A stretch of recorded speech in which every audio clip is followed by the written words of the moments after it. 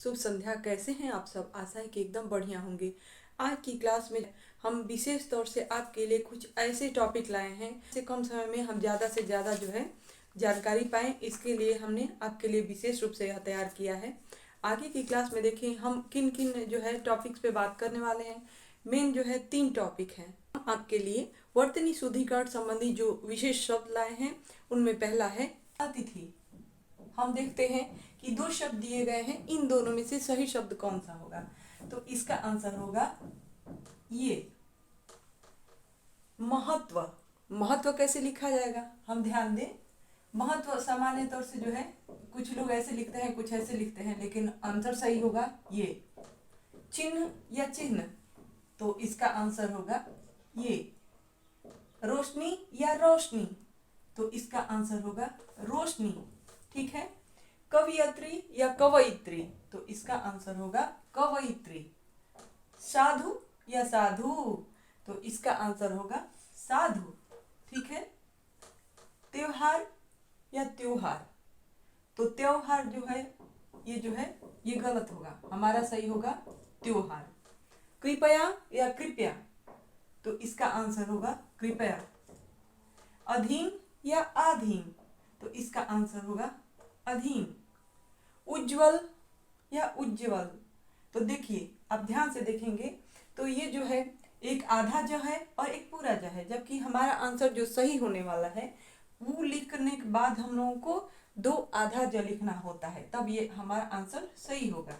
अगला लेते हैं पूजनीय या पूज्यनीय। तो हमारा आंसर होगा पूजनीय। प्रशंसा या प्रशंसा।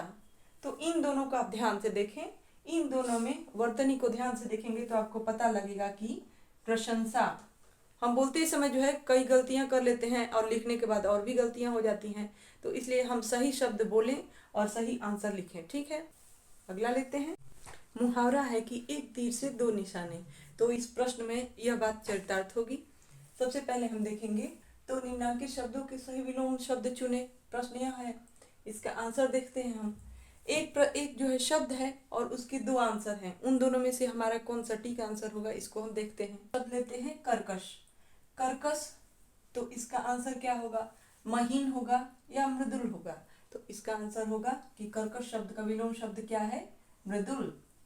जीवन शब्द है, उसका विलोम क्या होगा? मौत या मरण। तो इसका सटीक विलोम शब्द मरण। निंदा। निंदा का जो है शिकायत होगा कि स्तुति। तो निंदा का शिकायत जो है ये तो समानार्थी शब्द हो गया। स्तुति जो है इसका सटीक आंसर है। प्रलय। प्रलय का विनाश होगा कि सृष्टि होगा? तो आप ध्यान दें कि जब भी आपसे विलोम शब्द पूछा जा रहा हो, यदि आपसे समानार्थी शब्द पूछा जा रहा हो तब आप पर्यायवाची शब्द लिखेंगे, लेकिन यदि आपको विलोम शब्द लिखा जा रहा हो तो आप विलोम शब्द ही लिखेंगे। ठीक है, इस बात को आप ध्यान दें। प्रलय का विनाश नहीं होगा, इसका होगा सृष्टि, क्योंकि विनाश जो है उसका समानार्थी शब्द होगा। स्वाधीन जो है इस शब्द का लेते हैं स्वतंत्र या पराधीन। तो स्वाधीन का जो स्वतंत्र शब्द है ये दोनों शब्द जो हैं एक दूसरे के समानार्थी हैं, इसलिए हमारा आंसर होगा स्वाधीन शब्द का विलोम क्या है? पराधीन।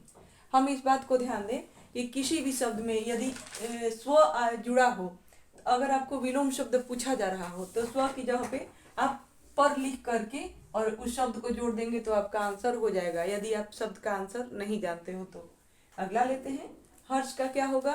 प्रसन्नता या शोक। तो प्रसन्नता जो है हर्ष का समानार्थी शब्द है, तो इसका सटीक आंसर होगा शोक। प्रत्यक्ष का जो है हम लेते हैं विलोम शब्द अप्रत्यक्ष या परोक्ष। तो ज्यादातर लोग देखते हैं कि किसी भी शब्द का विलोम बनाते विलोम शब्द हम जोड़ जब देखते हैं तो उसमें अ जोड़ करके या निर जोड़ करके हम बना लेते हैं, लेकिन यहाँ पे थोड़ा सा अलग है, आप ध्यान दें। प्रत्यक्ष का अप्रत्यक्ष नहीं होगा, क्या होगा? परोक्ष। अगला लेते हैं योगी शब्द। योगी का क्या होगा? भोगी या योग गुरु।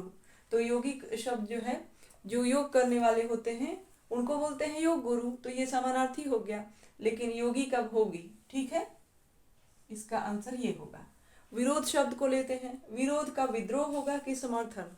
तो विद्रोह जो है विरोध का ही एक रूप है, तो ये जो है इसका समानार्थी आप कह सकते हैं, लेकिन ये आंसर न होकर के हमारा आंसर हुआ समर्थन। अगला लेते हैं अनेक शब्दों के लिए एक शब्द। कौन कौन से हैं महत्वपूर्ण? कुछ महत्वपूर्ण पर्यायवाची शब्दों की बात करें तो आप इनका स्क्रीनशॉट ले सकते हैं, क्योंकि यह जो है आपके एग्जाम के लिए बहुत महत्वपूर्ण होगा। कम समय में आपको ज़्यादा पढ़ाई करनी है तो थोड़ी सी मेहनत तो करनी ही होगी।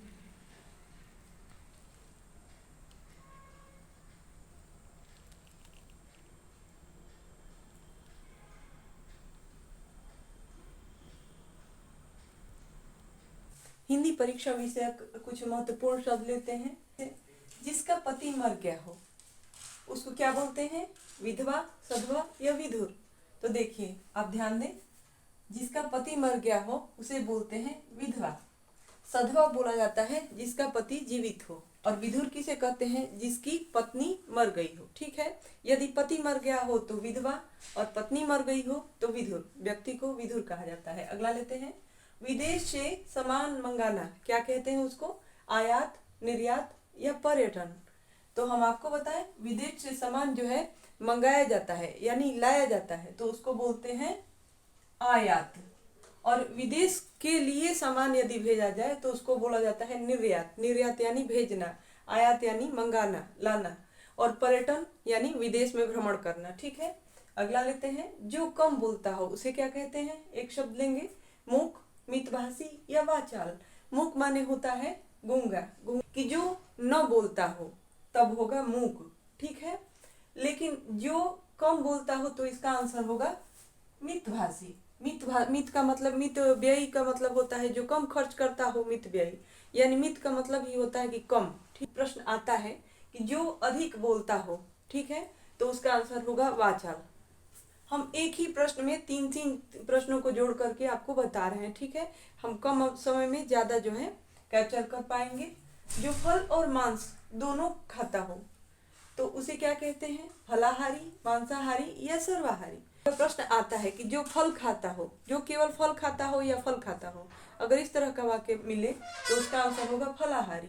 यदि कोई प्रश्न आता है कि जो केवल मांस खाता है, ठीक है, तो उसका आंसर होगा मांसाहारी। लेकिन अगर आए कि जो फल और मांस या जो सब्जियां और मांस दोनों खाता है तो उसको क्या कहते हैं? सर्वाहारी। सर्वाहारी का मतलब सर्व माने सब, यानी सब कुछ खाने वाला। ठीक है, तो आज के क्लास में हमने जो जो प्रश्न लिए वे आपके लिए कितने हेल्पफुल रहे इसके बारे में कमेंट करके बताएं।